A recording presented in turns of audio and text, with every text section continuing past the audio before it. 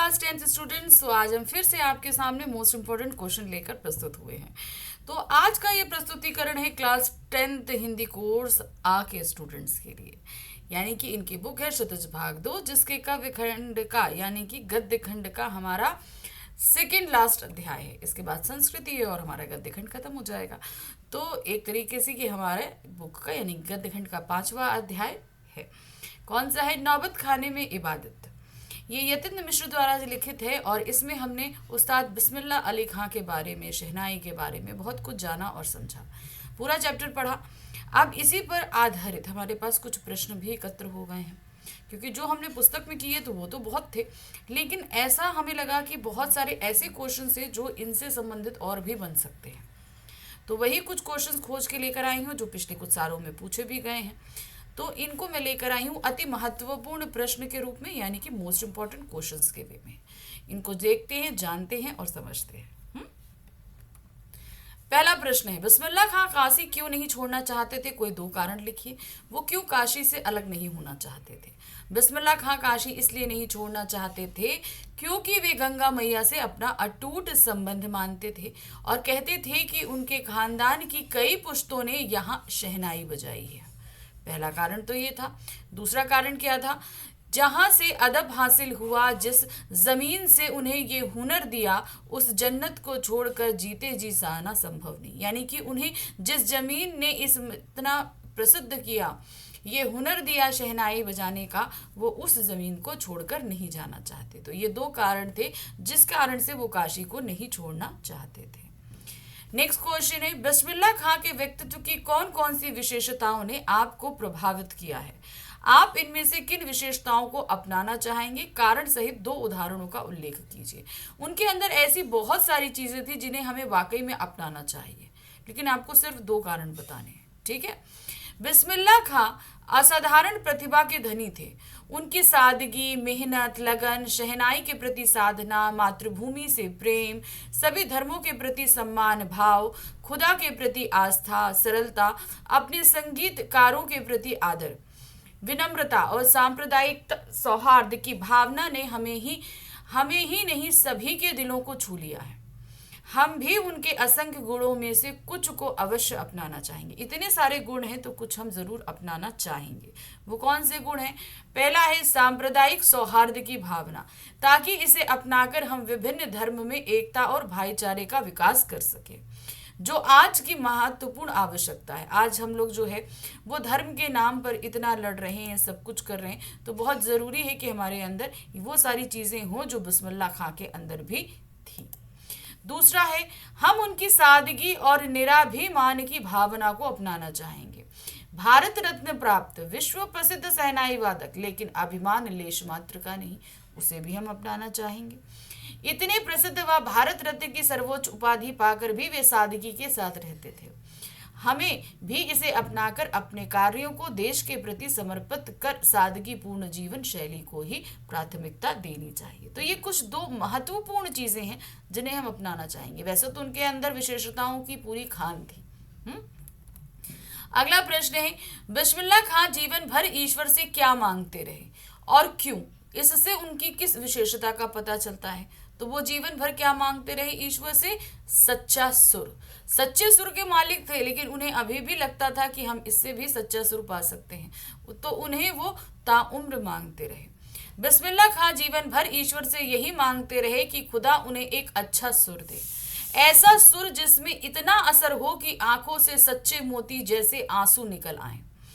ऐसा वे इसलिए मांगते थे क्योंकि उन्होंने अपनी कला को कभी पूर्ण नहीं माना, क्योंकि जिस जगह हम पूर्णता कर लेते हैं उसके आगे हम सीखने की कोई गुंजाइश नहीं छोड़ते।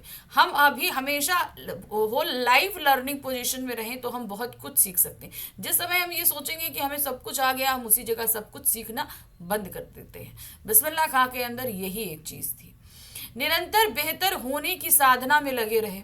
इससे उनकी इस विशेषता का पता चलता है कि वे खुदा में बहुत आस्था व यकीन रखते थे और विनम्रता के साथ सुरों की साधना करते थे। वे कला को ईश्वर की देन मानते थे। वे अपने सुरों से बालाजी, विश्वनाथ में रत इमाम हुसैन तीनों की ही सेवा को को समान रूप देते थे। तो उनमें और चीज़ और क्या थी कि वो सिर्फ जो है बाबा विश्वनाथ और बालाजी ही नहीं, इमाम हुसैन में भी उतनी ही आस्था रखते थे। नेक्स्ट क्वेश्चन है नंबर 4। एक संगीतज्ञ के रूप में खां साहब का जीवन हमें विद्यार्थी जीवन के लिए किन मूल्यों की शिक्षा देता है? अगर हम खां साहब का जीवन देखें तो उनके जीवन से, अगर हम एक स्टूडेंट है, जैसे आप लोग स्टूडेंट हो, तो आप किन चीज़ों को सीखना चाहेंगे? कौन सी ऐसी चीज़ें हैं जो मूल्य हैं आप अपने जीवन में उतारना चाहेंगे? एक संगीतज्ञ के रूप में खां साहब का जीवन विद्यार्थियों को अनेक मूलपरक शिक्षाएं देता है। उनके जीवन में हम विद्यार्थी विनम्रता, सादगी, किसी भी लक्ष्य को पाने के लिए परिश्रम व लगन जैसे गुण सीख सकते हैं। सफलता पर अभिमान ना करना, सांप्रदायिक सद्भाव बनाए रखना, सभी धर्मों को समान मानना, देश हित सर्वोपरि रखना व अंत तक बेहतरी के लिए साधना व श्रमरत रहने जैसे जीवन मूल्यों की सीख हम खां साहब से जीवन में ग्रहण कर सकते हैं। देखिए, आप सभी का जीवन अभी क्या है, अभी लर्निंग पोजीशन में। हम भी, जैसे हम, ऐसा नहीं कि हम टीचर हैं तो हम सीखते नहीं, हम बहुत सारी चीज़ें सीखते हैं। इवन आप लोगों के कमेंट्स भी मुझे बहुत सारी चीज़ें सिखाते हैं। तो होल लाइफ हमारा लर्निंग का प्रोसीजर होता है। इसे आप बहुत अच्छे उदाहरण से समझ सकते हो कि आपके घर में जो दादी नानी हैं, उनके समय में मोबाइल नहीं था, कंप्यूटर लैपटॉप्स नहीं थे, लेकिन आज उन सभी लोगों के हाथों में एंड्रॉयड है। आज वो सारी चीज़ें उन्होंने सीखी हैं। तो यानी कि वो ताउम्र सीखते हैं और आपने अभी सीखना शुरू किया है। तो अपने अंदर ये हैबिट डालिए कि हमेशा निरंतर अभ्यास करना है। जो चीज़ आपने सीखी है उसकी प्रैक्टिस करने वाली जो आदत है वो हमेशा रखनी है, चाहे आपको जितना कुछ भी आ जाए। क्वेश्चन नंबर 5 है, कैसे कहा जा सकता है कि बिस्मिल्लाह खां कला के अनन्य उपासक थे? हमने उनकी इतनी सारी चीज़ें देखी है कि वो कला के उपासक थे, इतना सब कुछ, शहनाई अच्छा बजा लेते थे, लेकिन जो है साधना करना नहीं भूलते थे, प्रैक्टिस करना वो नहीं भूलते थे। बिस्मिल्लाह खां कला के अनन्य उपासक थे, यह निम्नलिखित बिंदुओं से स्पष्ट होता है। 80 साल की उम्र में भी कला की साधना करते रहे, अर्थात शहनाई बजाते रहे। इतने कुशल और प्रसिद्ध शहनाई वादक होने के बावजूद भी मालिक से एक अच्छा सुर पाने की प्रार्थना करते रहे। अपनी कला को उन्होंने कभी भी धन अर्जित करने का साधन नहीं बनाया। वे सच्चे संगीत साधक थे, इसी कारण उन्हें भारत रत्न की सर्वोच्च उपाधि से अलंकृत किया गया। वे अपनी कला को ईश्वर का आशीर्वाद मानते और सदा बालाजी विश्वनाथ के मंदिर में तथा इमाम हुसैन के नत शहनाई वादन किया करते थे। तो ये थे उनकी सच्चे कला साधक होने की पहचान। क्वेश्चन नंबर 6 है, काशी विश्वनाथ के प्रति बिस्मिल्लाह खां की श्रद्धा का साधारण उल्लेख कीजिए। वो विश्व में कहीं पर भी शहनाई बजाएं, लेकिन उनकी शहनाई का मुख हमेशा स्टार्टिंग में किधर रहता था? जिधर काशी विश्वनाथ है। वो अपनी श्रद्धा प्रकट करने के लिए हमेशा ऐसा करते थे। अपने मजहब के प्रति अत्यधिक समर्पित उस्ताद बिस्मिल्लाह खां की श्रद्धा काशी विश्वनाथ के प्रति भी अपार थी।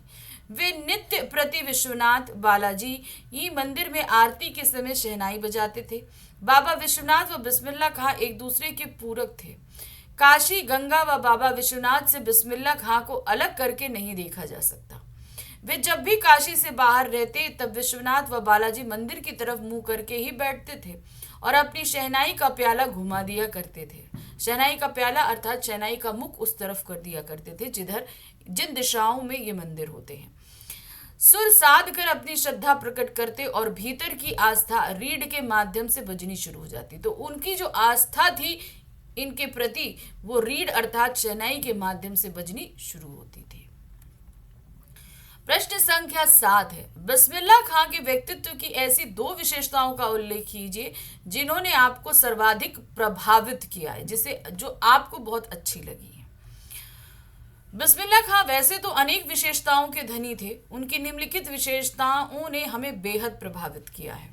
पहली है, बिस्मिल्लाह खां जात पात और धर्म संप्रदाय से ऊपर उठकर सभी कामों में सांप्रदायिक सद्भावना का संचार करते थे। वे बालाजी के मंदिर में शहनाई बजाते तो दूसरी तरफ 5 वक्त की नमाज भी पढ़ते थे। तो ये एक उनके क्या है, सांप्रदायिक सौहार्द के थी। वे अत्यंत विनम्रशील और सादगी पसंद थे। भारत के सर्वोच्च पुरस्कार भारत रत्न मिलने के बाद भी उन्हें घमंड छू तक नहीं गया था।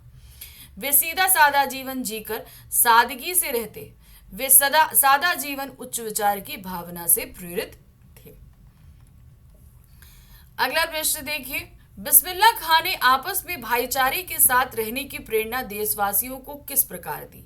मतलब हम अलग अलग धर्म के हैं लेकिन हमें आपस में मिलकर रहना है, ये प्रेरणा वो किस तरीके से देते हैं, ये आपको बताना है। तो देखिए क्या है, बिस्मिल्लाह खां जाति के मुसलमान थे और धर्म की दृष्टि से इस्लाम धर्म को भजने वाले तथा 5 वक्त नमाज पढ़ने वाले मुसलमान थे। तो ये तो हम सभी को पता है कि वो एक मुसलमान थे और इस्लामिक धर्म को मानते भी थे। धर्म एवं जाति भेद उनके मन में दूर दूर तक न था। वे बिना किसी भेदभाव के हिंदू एवं मुसलमान दोनों के उत्सवों में मंगल ध्वनि बजाते थे। ऐसा नहीं था कि सिर्फ अपने ही त्योहारों में बनाए, वो हिंदुओं के त्योहारों में भी बजाया करते थे। उनके मन में बालाजी के प्रति विशेष श्रद्धा थी। वे काशी के से बाहर होने पर भी विश्वनाथ और बालाजी मंदिर की दिशा की ओर मुंह करके बैठते और शहनाई बजाते थे। इस प्रकार वह अपनी आपसी भाईचारे के साथ देशवासियों को एक साथ मिलजुल कर रहने की प्रेरणा देते थे। तो हमें सिर्फ ऐसा नहीं है कि सिर्फ अपने धर्म के, वो बाकी अब दूसरे धर्मों के भी उतनी ही आस्था, उतना ही सम्मान करते थे। मुहर्रम में बिस्मिल्लाह खां के स्वभाव को अपने शब्दों में लिखिए। तो वो मुहर्रम में किस तरीके से उस मुहर्रम को मनाते थे? ये मुहर्रम के दिन इस्लाम में शोक के दिन मनाए जाते हैं, वो 10 दिन। ठीक है, तो देखिए क्या है, मुहर्रम में बिस्मिल्लाह खां का गहरा संबंध था। मुहर्रम के महीने में बिस्मिल्लाह खां और उनका पूरा खानदान सिया मुसलमान रत इम्मा आम हुसैन एवं उनके वंशजों के प्रति शोक प्रकट करता था। यह शोक 10 दिन तक चलता था। उनके खानदान में कोई भी व्यक्ति मुहर्रम के दिनों में ना तो शहनाई बजाता था और ना ही संगीत के किसी कार्यक्रम में शामिल होता था। मुहर्रम की 8वीं तारीख उनके लिए विशेष महत्व रखती थी। इस दिन खां साहब खड़े होकर शहनाई बजाते थे। वे करीब 8 किलोमीटर पैदल रोते हुए नौहा बजाते चलते थे।